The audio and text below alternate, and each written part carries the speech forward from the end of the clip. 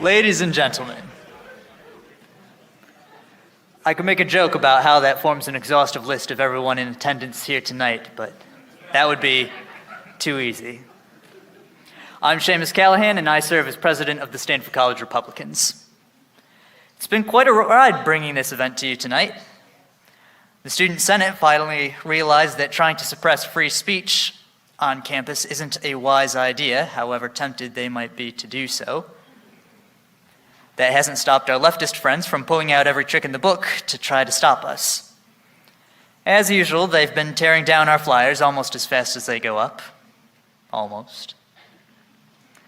This year, they decided to escalate things by lighting our flyers on fire. One of them wrote an incendiary op-ed in the Stanford Daily saying they were going to take stopping this event into their own hands, which sounds like a threat if you ask me. And of course, Eventbrite, the ticketing platform we were using, decided to shadow ban our event at the last minute. All that panic. Over what? A man who thinks that if you're having an identity crisis, you might be better served by therapy than surgery? Or that we shouldn't abandon the basic safeguarding of children that we've always had? Now, I'm sure some midwit will come out during the Q&A saying, well, I have a peer-reviewed study, bro. And I'm sure you do, bro. I'm sure you do. If there's one thing my experience as a PhD has taught me, it's just how much BS gets published in major peer-reviewed journals when there isn't even a political or financial incentive to do so. But I digress. The left has done everything they can to stop us, and yet, here we stand.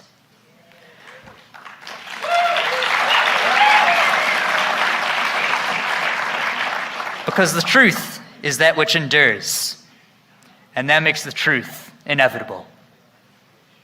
Our speaker tonight is one of the great truth tellers of our time, and one of the foremost activists against gender ideology in our schools.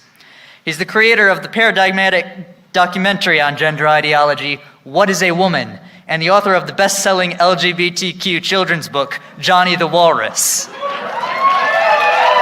Please give it up for the man who made woman the word of the year, Mr. Matt Walsh.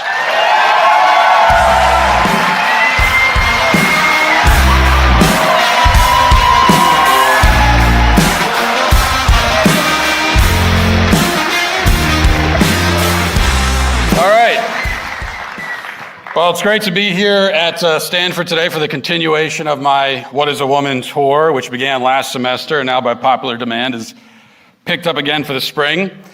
And I've heard and would like to acknowledge, as we just heard in the introduction as well, that some of the students here on campus did not want me to be here. They've demanded that the event be shut down. They've claimed, in the words of one student writing for the student newspaper, that I'm a dangerous presence and that whatever it takes, quote unquote, I must not be platformed here. Of course, they say I'm a genocidal bigot, a threat to their safety, and they say lots of other things along those lines. To those students, I just want to state at the start that I am sorry that you think you can get your way through that kind of emotional manipulation. I scared you for a second, didn't I? I am sorry that you've been told that the world will always bend to your whims. You can't always get your way, and it doesn't always bend to your whims, at least not this time, not with me.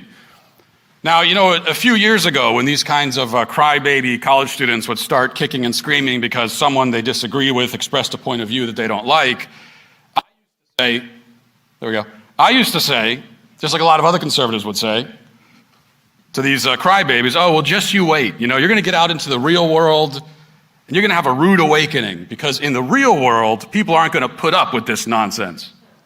You won't be able to get away with this in the real world with your temper tantrums. You'll see.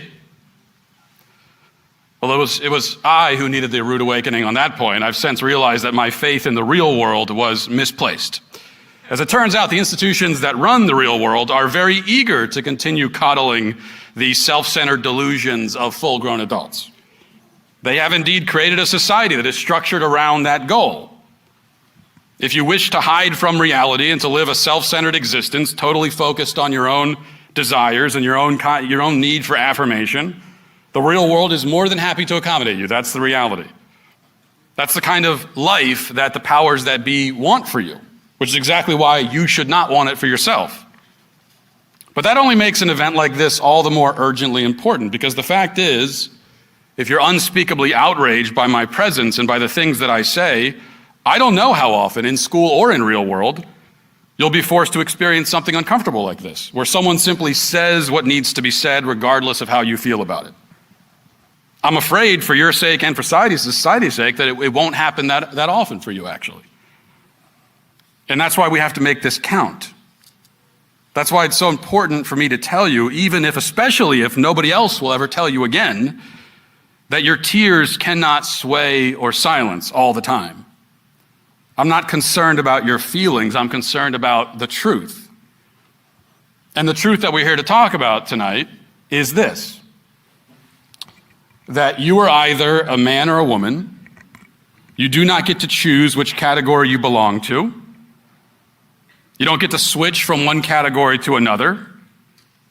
Your category does not depend on your acceptance of it or your agreement with it. Your self-perception may conflict with your self-reality, but the former cannot change the latter. It is actually possible for a person to perceive themselves in a way that's wrong. Now, I might perceive myself to be Oprah, yet no matter how sincerely I perceive myself to be Oprah, no matter how upset I would be to find out that I am not Oprah, I still am not Oprah. I could change my name to be Oprah, I could wear a costume. Well, I couldn't do that because I'd get in trouble for that, but that's one costume you're still not allowed to wear. But the point is, no matter what I do, I can't be Oprah. I cannot be something that fundamentally contradicts the identity I was born with.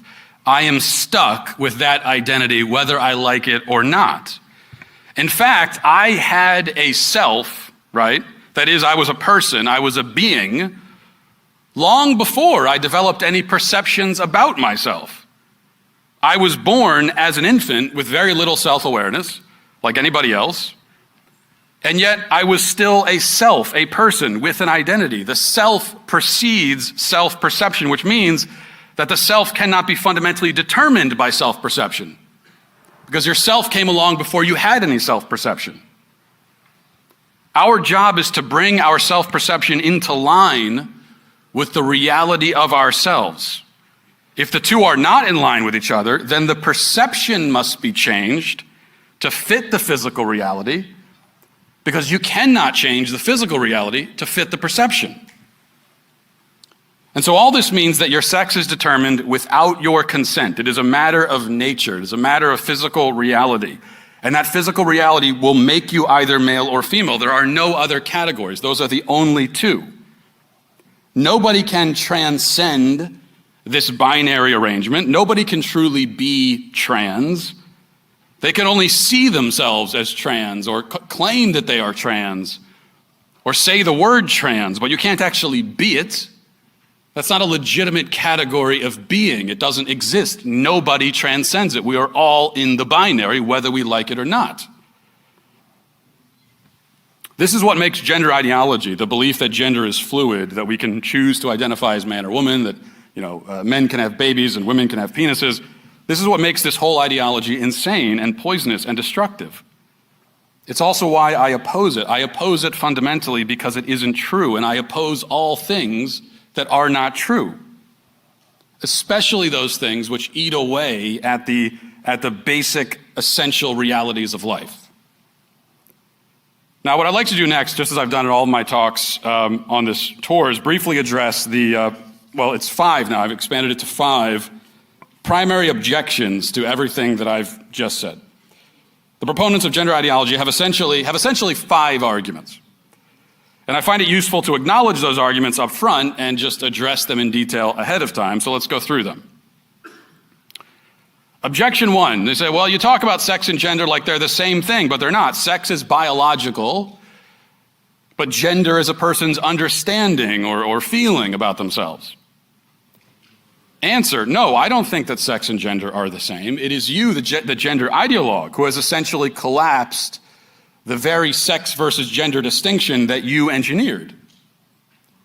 There was a time, perhaps, when you would have agreed that there is at least a biological difference between a woman and a self-professed woman who is a male.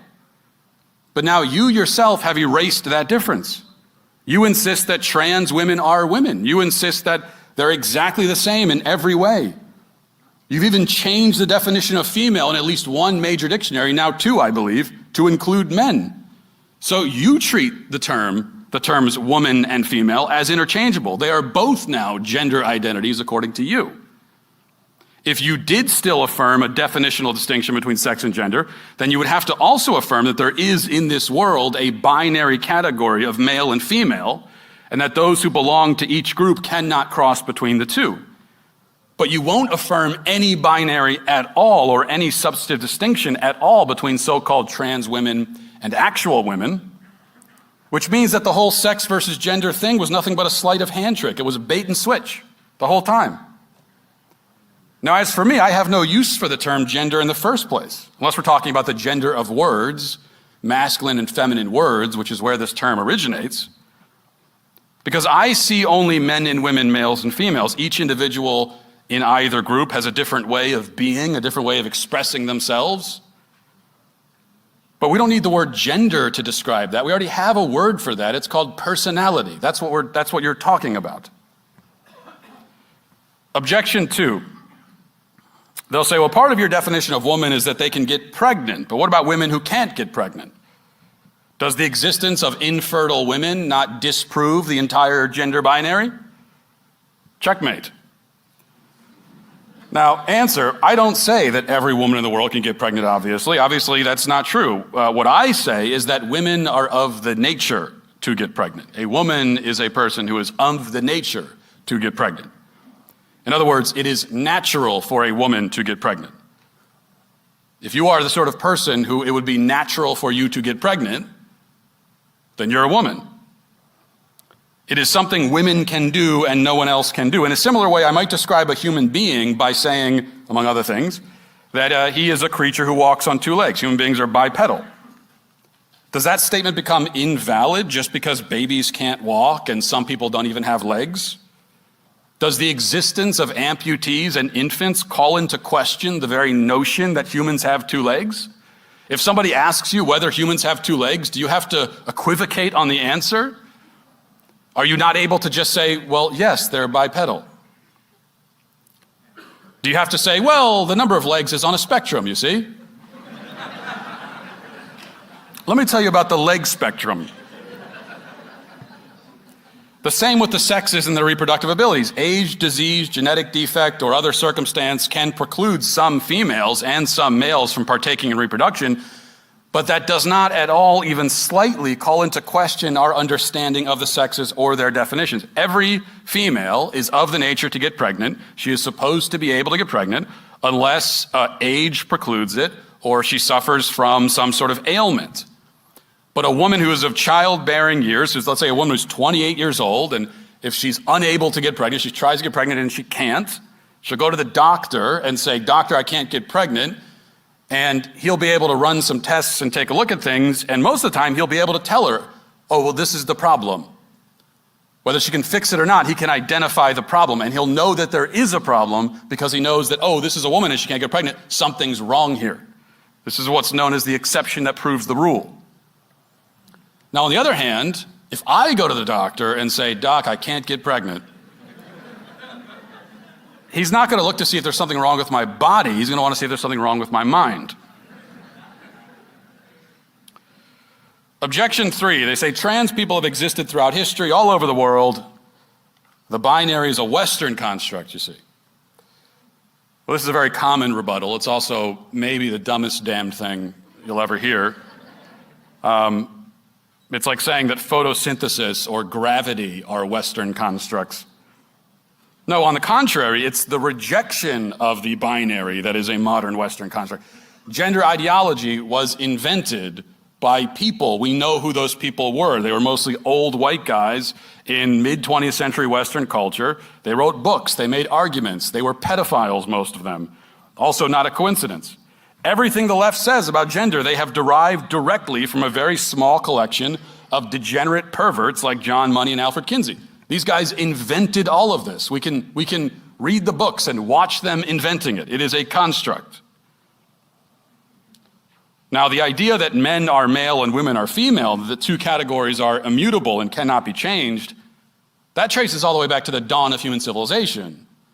Every single civilization in history has affirmed it. There has never been one until ours that has tried to claim anything but that. Nobody before us was stupid enough to believe that men could have babies. It took the most educated and technologically advanced civilization in history to come up with something that batshit crazy. Objection 4 is maybe my favorite. They say, well, why do you care so much in the first place? Can't you just leave people alone and let them be?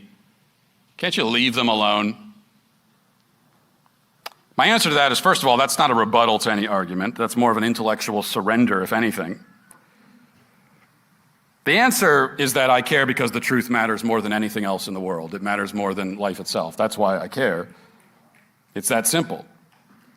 But also, why are you asking me why I care? I mean, you are the one who insists that we should care deeply about trans and LGBT issues. You throw parades announcing your sexuality and gender identity to the world. You have flags, and a lot of them. Okay? You can't put something on a flag and then ask me why I care about it. You can't throw a parade for something and then look at me and say, why do you care about this thing we're parading through the street, ranting about? No, you're throwing the parade in front of my face. I see it happening. I might have an opinion about it. I might say, well, I don't know how I feel about this. Why do you care so much, bigot? No. You want me to care. You demand that I care. You won't allow me to not care. It's just that you want me to care in the way you determine and arrive at the conclusions that you have pre-approved. You don't have a problem with the fact that I care. You have a problem with the conclusions that I have drawn. And you're too cowardly and shallow to debate the conclusions, so instead you pretend that you just want to mind your own business, even though you were 10 seconds ago dancing in the street in leather bondage gear, screaming about your lifestyle choices into a megaphone at a bunch of confused children. So don't give me that why do I care nonsense. Objection 5, and this is one that I've had to add. You're not qualified to make these statements. You're not a doctor. Who are you to be saying all this? Well, that's right, I'm not a doctor. I don't even have a college degree. I am a community college dropout, speaking here at Stanford. Can you? And you're applauding that. Good.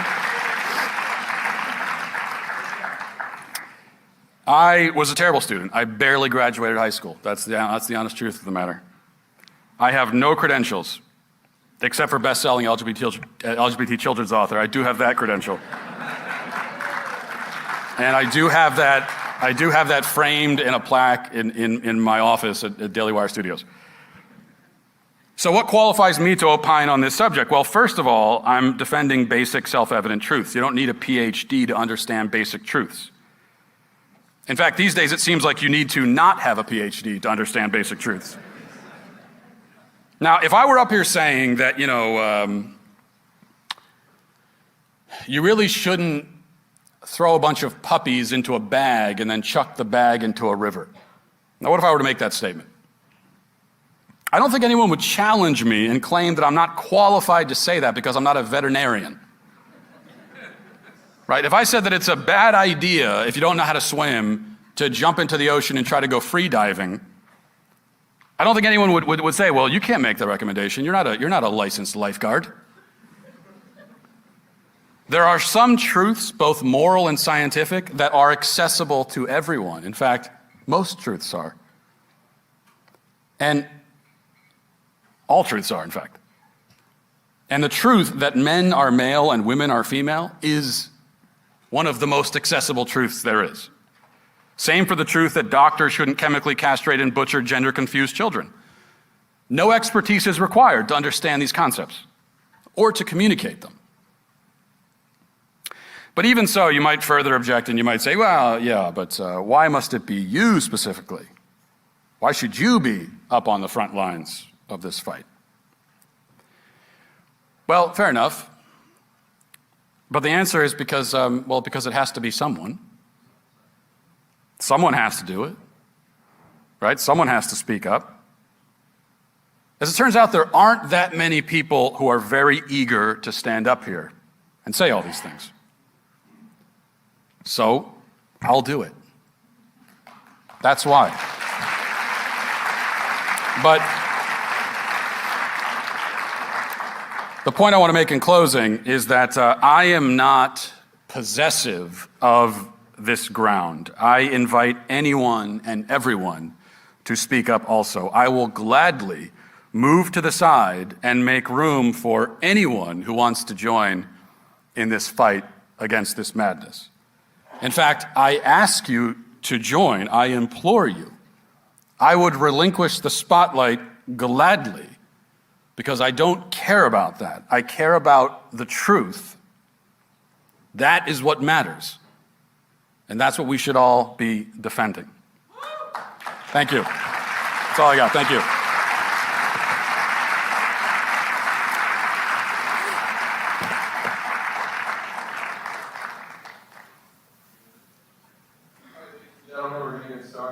Q&A. If you are on my left, go ahead and line up just around here. If you're on my right side, you're going to go out back these doors, and then you're going to line up behind this door. It's open, so just open it up, and then we're going to take in questions one at a time.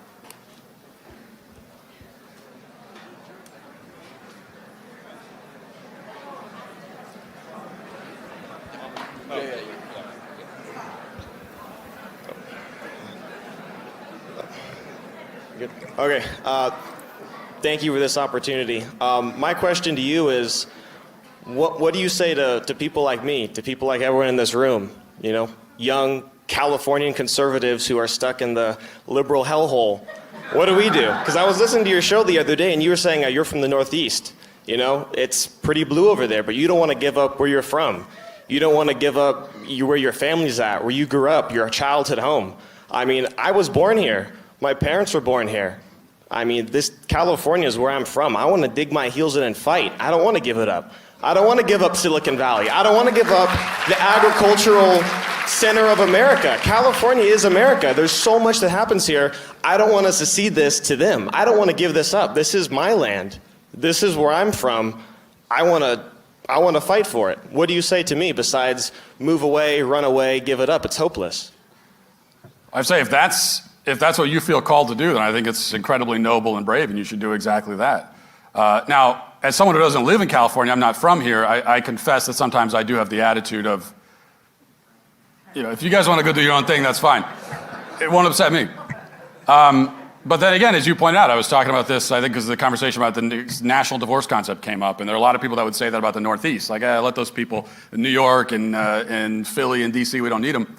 Well, that's where I'm from. That's where my family is from. And I don't want to just give that to, if there was some sort of divorce, I'd give that to the left. My home, I'm going to give that to them. No, I don't agree to that.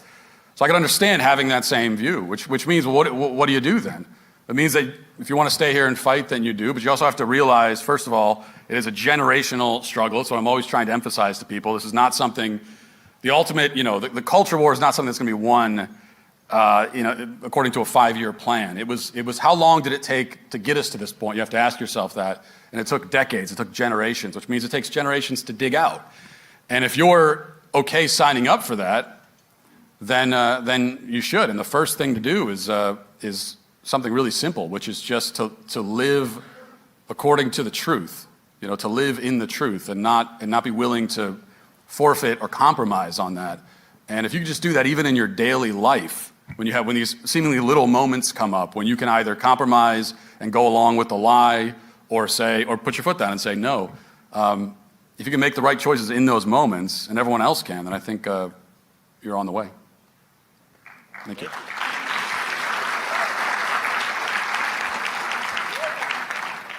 So excited. So as a dad of 6 kids, it's 6 kids, right? Yes. Yes, okay. Do you have any advice on raising based kids in this increasingly woke society? I did just come up with I've now been inspired for a great parenting book, though, I guess. How to Raise Based Kids. So someone has to write that. I will be your first buyer. Yeah. I think that, as you mentioned, I have 6 kids. They're all 9 and under. So I also have to acknowledge that we haven't gotten, as far as dealing with the culture when it comes to being a parent, we haven't gotten to the really hard part yet when the kids are a little bit older and they're teenagers. But there are some basic strategies, and not everyone's going to feel like they can do all these things. But one of the big ones is to be very careful about surrendering your kids over to the public school, the government indoctrination camps. Because that is what they are. They are state-run schools. They are government centers. You're sending your child to a government center, and you are entrusting that government facility to not just educate your kid, but you're entrusting that government facility with the moral formation of your child. You have to ask yourself whether you can trust the government to do that. I think we would all say no. So that's one big thing, homeschooling. And then also the other really important factor that I'll note, and there's a lot more to it than this, but I think if you have these two, then you're on a good path. The other one is to shield your children from the tyranny of the screen, to not these parents that give their children phones with internet access at a young age. If you do that kind of thing, your chance of your kid being based is very, very low at that point. You have to allow your home to be your home. And the moment that you put your kid in front of a screen, now you've got all these competing voices that are trying to tear your child away from you. And it's just, the competition proves to be too much for almost all parents. So the best thing to do is to keep the kids away from that and have them centered on things that matter in the home. Thank you. Is there going to be a sequel to Johnny the Walrus? What's that? Is there going to be a sequel to Johnny the Walrus? Jane the Pony? There's going to be, I've got 10 volumes. Are you kidding me? We're going to keep it going.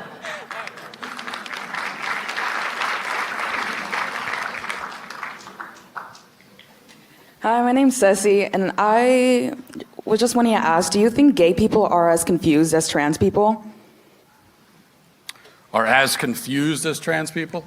Well, just like you were saying, how like trans people just are confused. Like, do you think it's the same case for gay people? It's not the same kind of thing, no, because a trans person is confused about fundamental physical reality. You know, it is a delusion about reality. Now, what I would say is that homosexuality is a disordered sexual orientation, but it's not the same thing as being confused about reality itself. So I'd say it's a different sort of thing. What do you mean by disordered? I mean that it's not in the proper moral order. Okay. So. Thank you.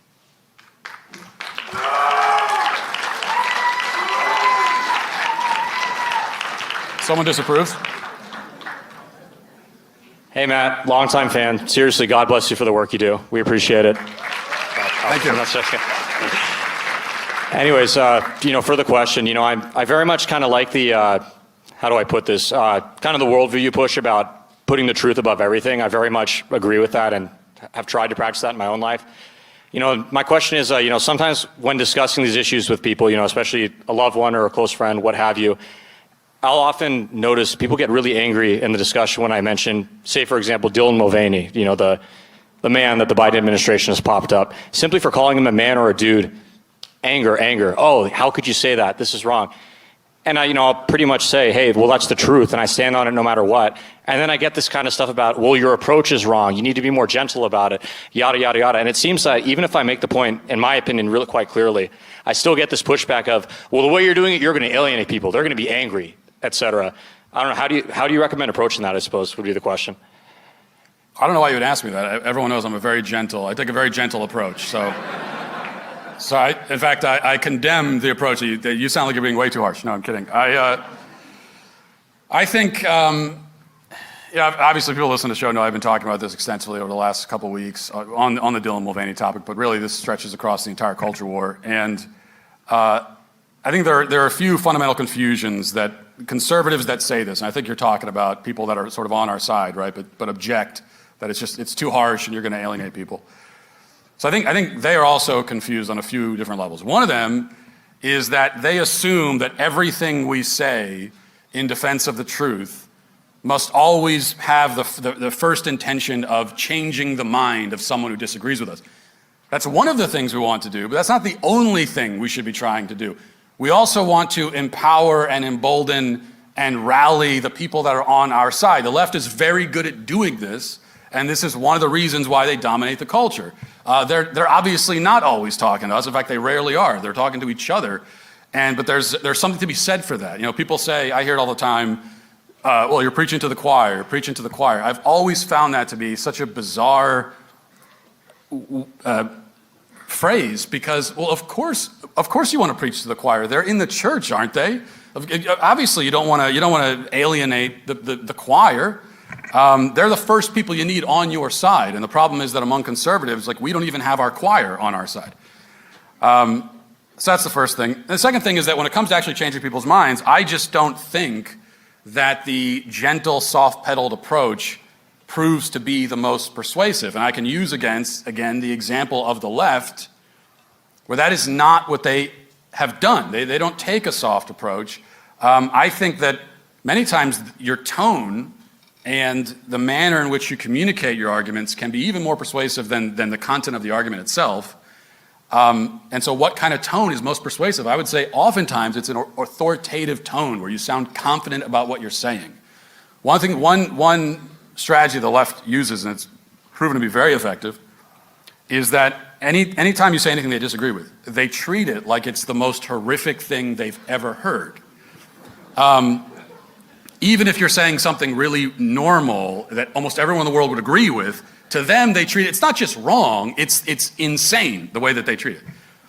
And that ends up being persuasive to other people in the peanut gallery that are watching it. They'll go, well, okay, if he got that reaction, I guess I'm wrong about this.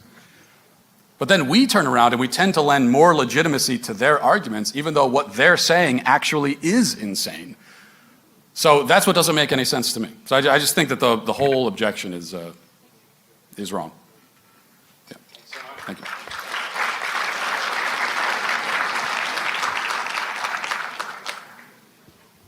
Hi, my friend Zishan says you're a hero and a national treasure. Well, thank you. Tell him I said thank you.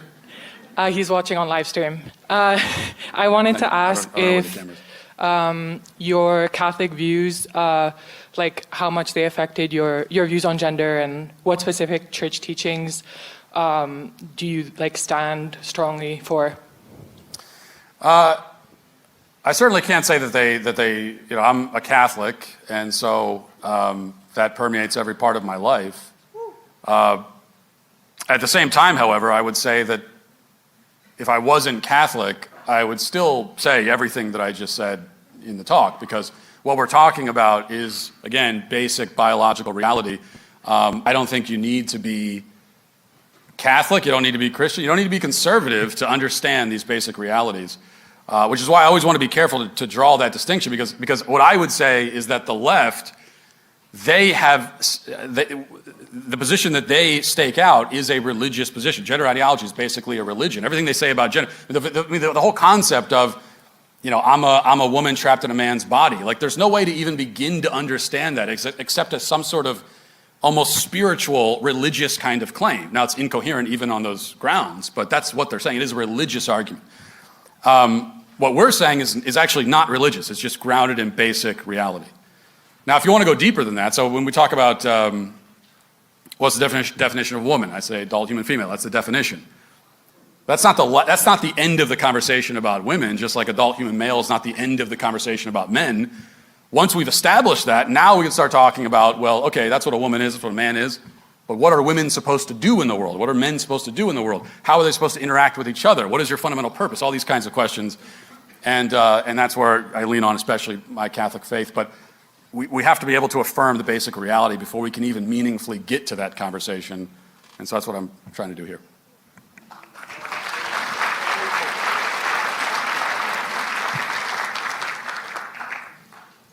You hold it right.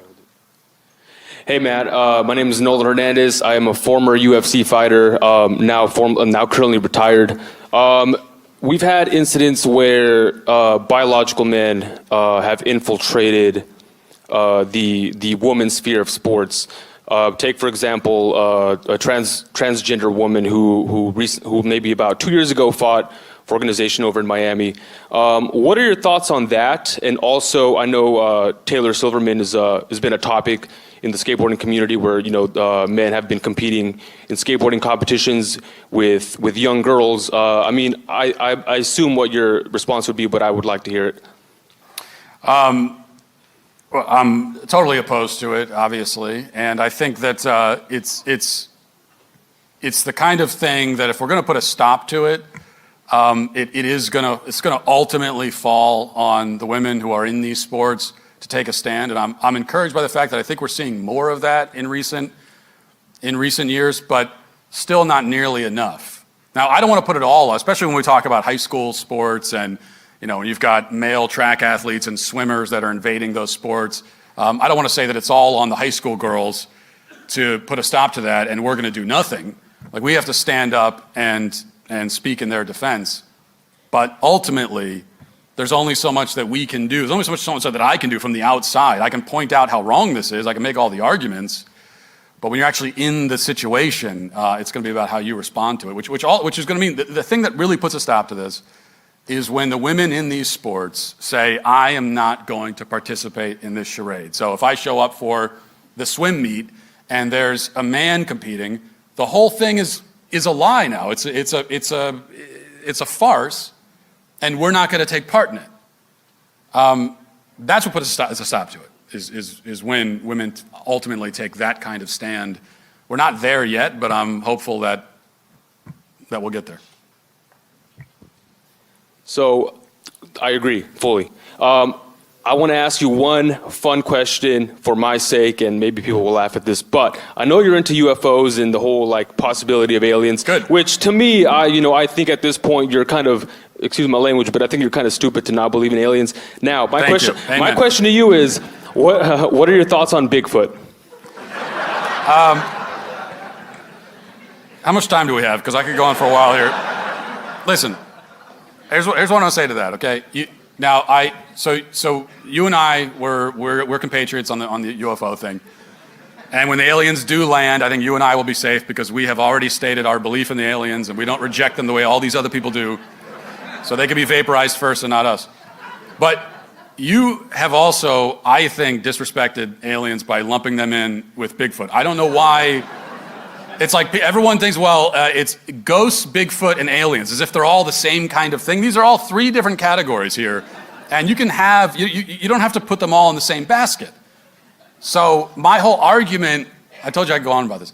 My argument about aliens hinges on the vastness of the universe and the fact that there are trillions of planets, like hundreds of billions of galaxies with hundreds of billions of stars and planets, trillions of planets.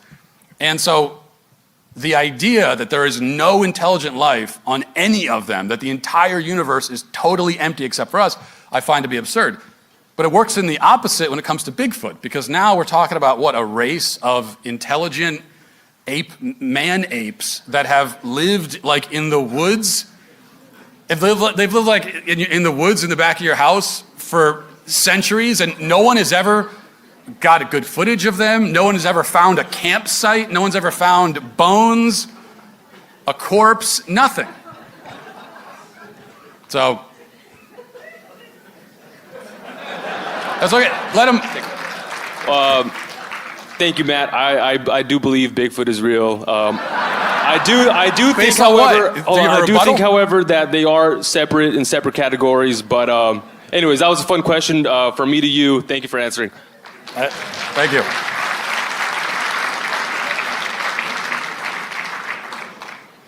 Hi, Matt.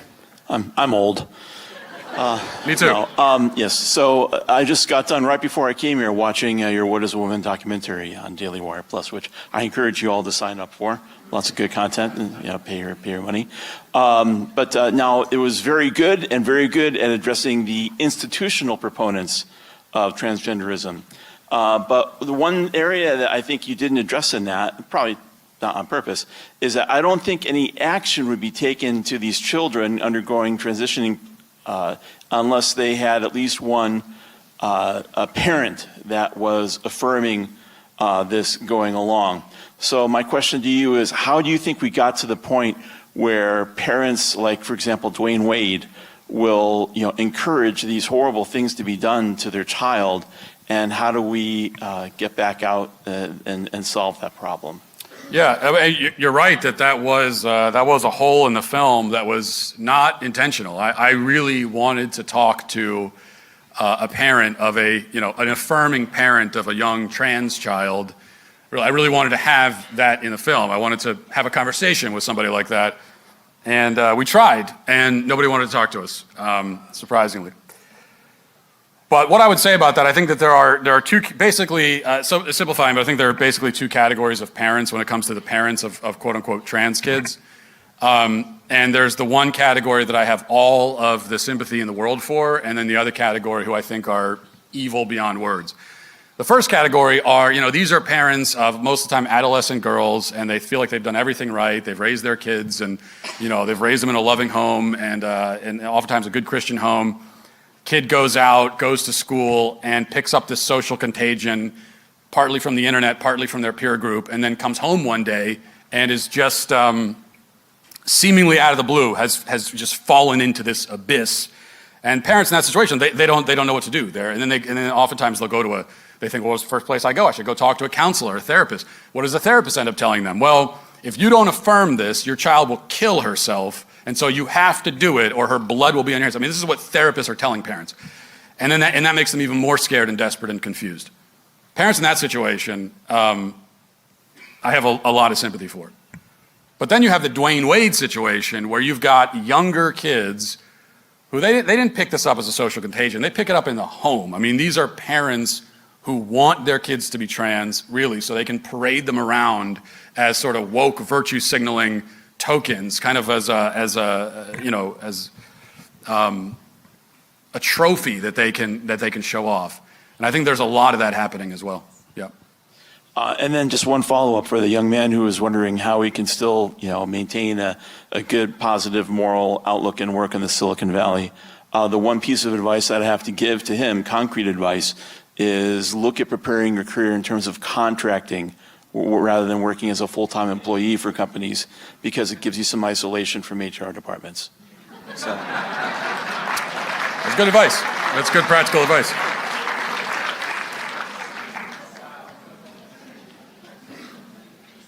Hey, Matt. Hi, Mom. I guess my question is having to do with these truths that we can all access. Do you think proper moral order is a truth we can access without God, and should we convert the aliens? You can't throw the alien one in too and then expect me to. To your first question, no, I don't think that we can access proper moral order with God. I mean, I think access is a strange way of phrasing it there.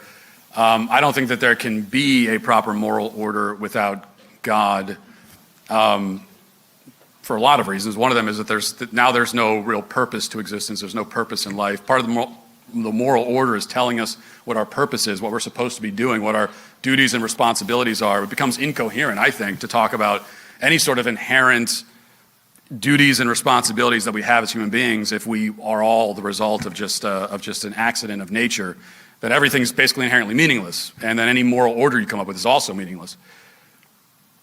As far as converting the aliens, that is, I can't really answer that. I don't know exactly, because that's one of the things about the aliens, that's one of the objections to the alien theory that I do find interesting, and I don't really have a response for. Although I'm still sure that I'm right about aliens anyway. But that is, how does that work with the story of faith, and do they have their own salvation history. I mean, how exactly would that work with the Bible? And I don't know. C.S. Lewis wrote some interesting things about that I found somewhat persuasive, but I don't know exactly. Thank you. Sweet Baby Gang for life. There we go. All right, this will be the last question of the night. Well, look at me go. I'm so sorry. My name is Sabrina, and I know I have blue hair, but I can assure you that I am not a liberal, so we are good here, okay? So I am a middle school PE teacher and also a high school wrestling coach, and so the issues that surround transitioning really affect me and how I feel and how I operate with my kiddos. I have had transgender students. I have not yet had a transgender athlete, but when we do our assessments online, we are told that we are to coach the student as whatever they identify as. And I know that there are wrestlers from another school in here tonight, and if those boys were to transition, it would be terrifying to see them at a girl tournament. So my question for you is, with the influence of social media, the softness of the world, the fear of stepping on toes, the fear of speaking up, even from people who are against this kind of stuff, what do you think is the ultimate fate for the kiddos and therefore our future, because the kids are the future of society? Ultimate fate? When it comes to predominantly education, how we run things, how we operate ourselves as people, thinking morally and logically. I think with the kids on this issue, I will, maybe if this is the last question, I could end on a slightly positive note. That I am cautiously optimistic, particularly on the issue of kids being caught up in this, because I think that the momentum culturally is against it. I think that even people who are left-wing on almost every issue see that this is wrong, and doing things like putting males in female sports, setting them into the locker rooms, especially medically transitioning kids.